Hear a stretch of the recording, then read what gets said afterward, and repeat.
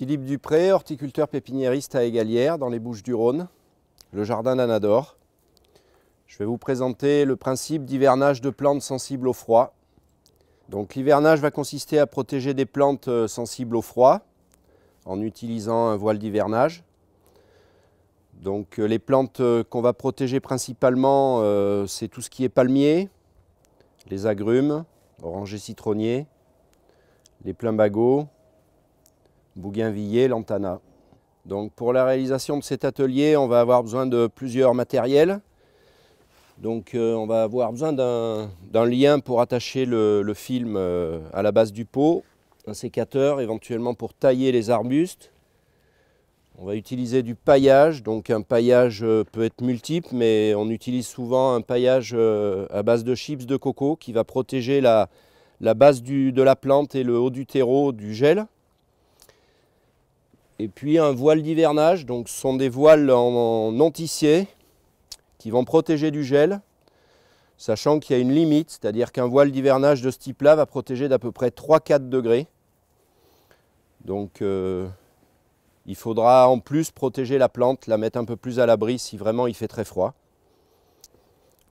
Donc on va positionner le paillage dans un premier temps sur les arbustes qui ne sont pas à tailler.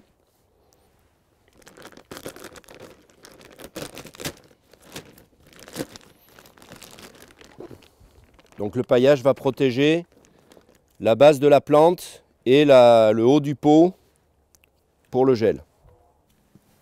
On va positionner le paillage en haut du pot en répartissant une bonne couche. Il faut au moins 5 à 6 cm de paillage de façon à protéger la base de la plante.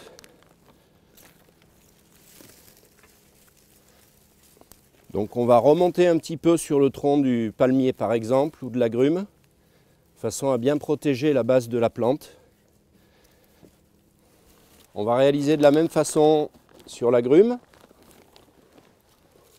donc en mettant une couche toujours assez épaisse et en prenant soin de remonter le paillage sur le tronc de façon à protéger la base de la plante du gel. Ça va s'additionner à l'efficacité du voile. Donc on va positionner les voiles. Donc ce sont des housses.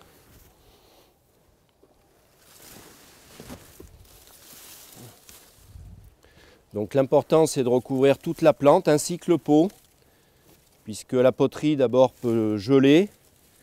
Et au niveau de la motte, il peut y avoir des gels qui contrarient les racines. Donc on va attacher ce voile en bas du pot avec une corde.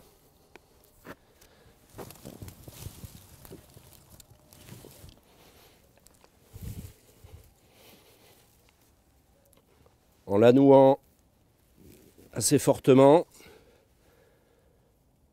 pour éviter que le voile s'envole.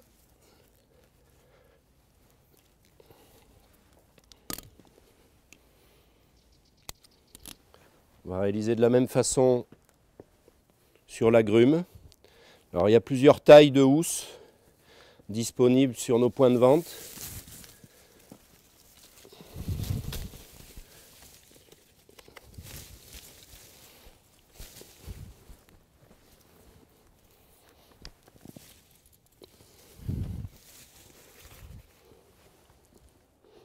Donc concernant les plantes à plus fort développement, qui ont pris une végétation un peu plus importante dans l'été, donc ça peut être du plumbago, du bougainvillier par exemple, on va réaliser d'abord une taille pour permettre d'abord à la plante de rentrer dans la housse.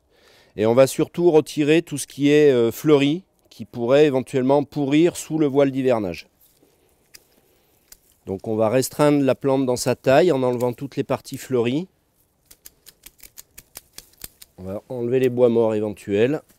De la même façon, on va réaliser le paillage. Donc toujours même principe, positionnement du paillage à la base de la plante, en essayant de bien aller au milieu du végétal, ce qui va encore protéger les branches de la base du gel. Donc on va positionner le voile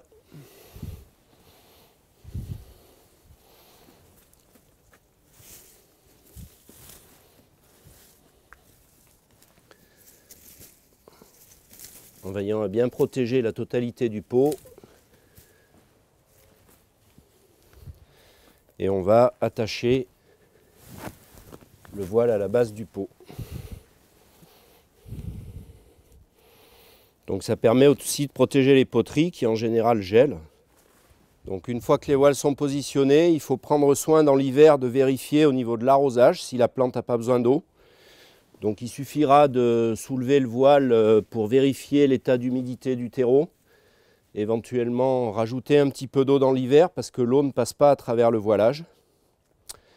C'est évident qu'un voile protège de 3-4 degrés, donc en cas de température très froide, il faudra positionner le pot abrité sous un haut vent, voire dans un garage un petit peu lumineux, pour permettre à la plante de résister à des températures au-dessous de moins 10 degrés. Et donc le voile va être positionné avant les premières gelées, donc suivant les régions au mois d'octobre, novembre. Le voile sera retiré à la fin de l'hiver, au début du printemps. Ça peut être fin avril, début mai pour le sud de la France jusqu'au 20 mai pour des régions plus au nord. Donc il suffira d'enlever le voile, de tomber le paillage qui est au pied de la plante, de reprendre des arrosages, repositionnement d'engrais et vous aurez une plante fleurie tout l'été.